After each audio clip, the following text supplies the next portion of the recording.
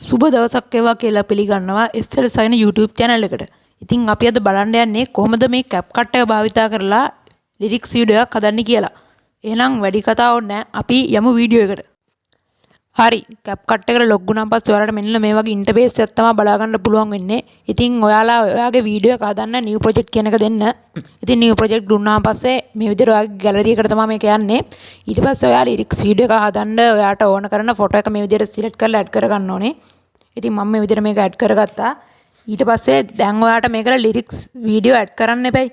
ඒ හින්දා ඕගොල්ලෝ මෙන්න මේ overlay කියන එකට යන්න ඕනේ. ඊට පස්සේ මෙතනින් add overlay දෙන්න ඕනේ. ඊට පස්සේ ආයෙත් ඔයගොල්ලෝන් ගැලරි එකටම තමයි මේක යන්නේ. ඊට පස්සේ ඔයගොල්ලෝ එකෙන් ඔයා TikTok එකෙන් ඩවුන්ලෝඩ් කරගත්ත ලිරික්ස් වීඩියෝ එක මේකට ඇඩ් කරගන්න ඕනේ. හරි. ඉතින් මම මේ විදිහට ඒ ලිරික්ස් වීඩියෝ එක මේකට ඇඩ් කරගත්තා.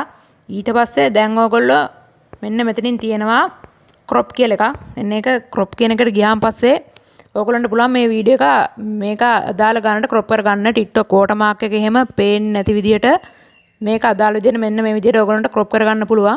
ඊට පස්සේ crop කරලා ඉවරුනාන් පස්සේ මෙතන මෙන්න මේ හරි ලකුණ දෙන්න ඕනේ. හරි ලකුණ දුන්නාන් පස්සේ ඔයගොල්ලන්ට මෙන්න මෙතනින් බලා ගන්න පුළුවන් splice කියලා එකක්. ඒක දෙන්න මේ විදිහට. දුන්නාන් පස්සේ ඒක මේ අවසානම එකට කලින්කට තියෙනවා dodge කියලා එකක්. ඉතින් ඒක ඔයගොල්ලෝ මෙන්න මේ විදිහට දීලා හරි ලකුණ දෙන්න ඕනේ. හරි.